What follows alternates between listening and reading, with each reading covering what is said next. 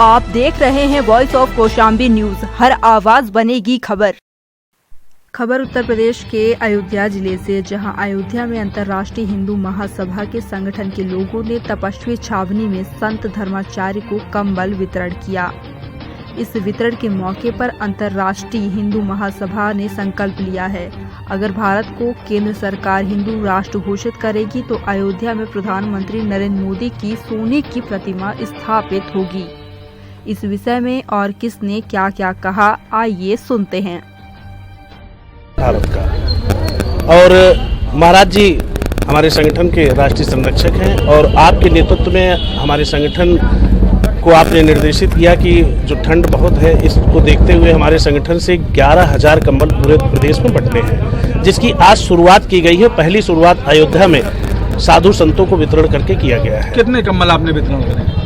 गिना नहीं गया, लगभग हम लोग 250 कंबल लेकर आए। 250 के लगभग बटा है और जो खत्म हो गए लोग खड़े हैं अभी भी।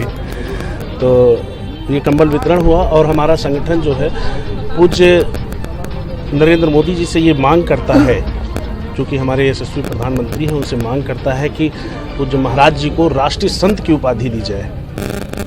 और ये मांग करता रहेगा क्योंकि हिंदुत्व की रक्षा और संत समाज की रक्षा के लिए परमहंस दास जैसा ही हमारे लिए एक योद्धा होना चाहिए। और हमारा संगठन ये भी मांग करता है कि भारत को हिंदू राष्ट्र घोषित किया जाए।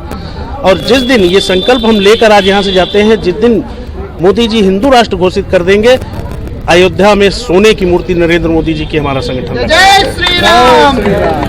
और चूंकि अयोध्या धर्म की नगरी है, यहाँ से मांस मदिरा पर पूर्ण रूप से प्रतिबंध होना चाहिए। और इस परिक्षेत्र के अंदर किसी तरह का अगर ऐसा कार्यक्रम होता है तो हमारा संगठन उसके लिए आंदोलन भी करेगा। आज संत धर्माचार्य को लगभग 250 कंबल का वितरण किया। भारत को हिंदू राष्ट्र घोषित कराने के लिए संकल्प लिया गया और साथ ही अयोध्या की जो सांस्कृतिक सीमा है वहाँ से अंडा मांस मदिरा पूर्ण रूप से प्रतिबंध हो, उसके लिए उन्होंने हमारा समर्थन भी किया है। और एक बड़ी घोषणा इन्होंने किया है कि जिस दिन भारत हिंदू राष्ट्र घोषित हो जाएगा उस दिन आदरणीय प्रधानमंत्री श्री नरेंद्र मोदी जी की सोने की प्रतिमा अयोध्या में लगवाएंगे।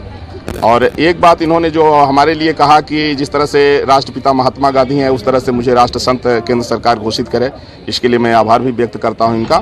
और संत का वैसे एक ही काम है कि देश के लिए जीना और देश के लिए मरना और देश के गौरव के लिए निरंतर प्रयास करते रहना।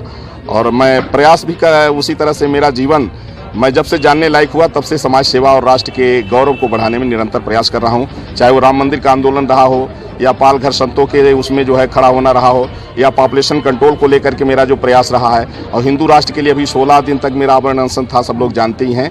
और अयोध्या में जिस तरह से अंडा मांस मदिरा को प्रतिबंधित कराने मैंने महामहिम राष्ट्रपति महोदय का आदेश कराया।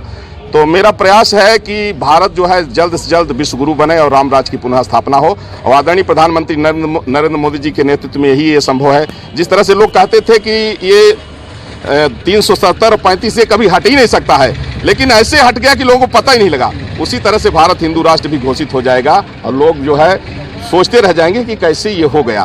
तो इसलिए हम लोगों का ये जो प्रयास है कि आदरणीय प्रधानमंत्री नरेंद्र मोदी जी के नेतृत्व में एक बार पुनः रामराज की स्थापना हो, तो ये आशा है कि होगा।